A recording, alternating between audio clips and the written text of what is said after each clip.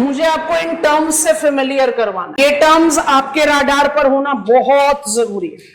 हम Louis Mumford के terms नहीं लिख रहे अभी। क्यों जरूरी है कि सारे नेम को इस तरह से एक फ्रेम में डालें, जैसे ही आगे बढ़ेंगे आपको अपने आप ही आप कन्विंस हो जाओगे, क्योंकि आंसर राइटिंग में आपको यही कॉम्बिनेशन मदद करेगा, नहीं तो रिपीटेटिव एरर आएगा। लिख लिया इतना?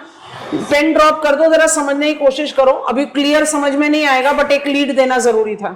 अगर आप अर्बन डेवलपमेंट की बात करते हैं which is written in paper 2, तो by default urban development in Indian context, तो किसके बारे में बात करोगे? ट्रेंड्स, पैटर्न्स ऑफ अर्बनाइजेशन, वो हम सब करेंगे। पर मान लीजिए कि मुझे पेपर 2 में ही कुछ ऐसा क्वेश्चन मिल जाए that what are the theoretical chronological dimensions of urban development, अब वहां पर भी आपने ट्रेंड एंड पैटर्न लिखना शुरू कर दिया तो आपने आंसर लिखा ही नहीं। Human geographers identifies urban development to have certain theoretical stages। अब ये स्टेजेस क्रोनोलॉजी में ही तो डेवलपमेंट होगा ना, टाइम में ही तो डेवलपमेंट होगा। ये स्टेजेस या तो फिजिकल ग्रोथ से रिलेट करते हैं या टेक्नोलॉजिकल सोशियो कल्चरल ग्रोथ से रिलेट करते हैं। फिजिकल ग्रोथ मतलब कोई भी अर्बन प्लेस अचानक से ही तो अपना स्पेशियल ऑक्यूपेंस नहीं क्रिएट करेगा। To begin with I was a walled city, कोई segregation of land use and activity नहीं था, रिच पुअर कमर्शियल रेजिडेंशियल सब कुछ खिचड़ी बना हुआ है। Next step transportation, industrial revolution, technological innovation, spreading out, where there is not just spreading, there is also segregation of activities। कैसे? Residential commercial से अलग होगा, रिच लिविंग एरियाज पुअर से अलग होंगे। Getting it or not? And then the further development, physical growth की बात करें, विल लीड टू सबअर्बनाइजेशन। हमारा ब्रिज टॉपिक है अर्बन डेवलपमेंट से अर्बन मॉर्फोलॉजी में जाने के। तो ह्यूस्टन आपको टर्म्स बता रहे हैं ना, टर्म्स क्या बता रहे हैं? अब ये टर्म्स हमारे दिमाग में क्लियर होना चाहिए।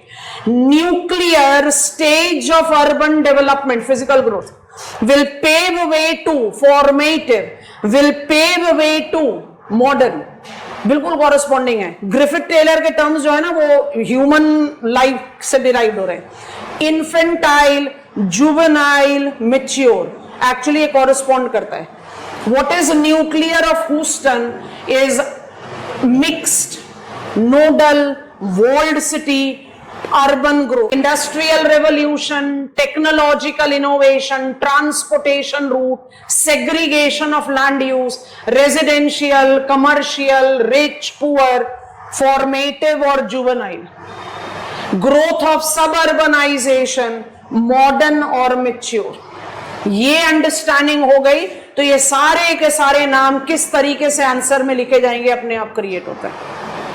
आप सब अग्री करोगे फिजिकल ग्रोथ बिना टेक्नोलॉजिकल इनोवेशन के होता नहीं। तो इस कॉलम को भी ऐड करना। और यहां के बड़े सारे नाम हमने सुने हुए हैं। You have heard polis, eopolis, metropolis, megalopolis, yes और नो, ये सारे नाम इधर आ रहे हैं, इसलिए जानबूझकर लिखवाया। पर एक लीड दे दिया कि आपने ट्रेंड्स और पैटर्न्स ऑफ इंडियन अर्बनाइजेशन कर लिया तो अर्बन डेवलपमेंट खत्म नहीं हुआ।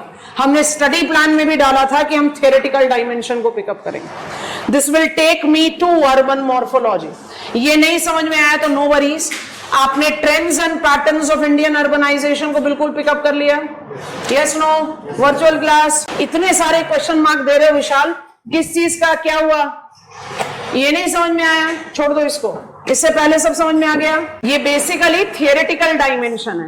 आपको पता होना चाहिए that we take up the theoretical as when it comes to urban development. ठीक है, हम समझाएंगे, हमें सबको कंबाइन करके बताना। Vaishali have not answered. अगर आपका question mark of that many number is related to this flow chart, just ignore it. इससे पहले सब क्लियर है? Yes, done.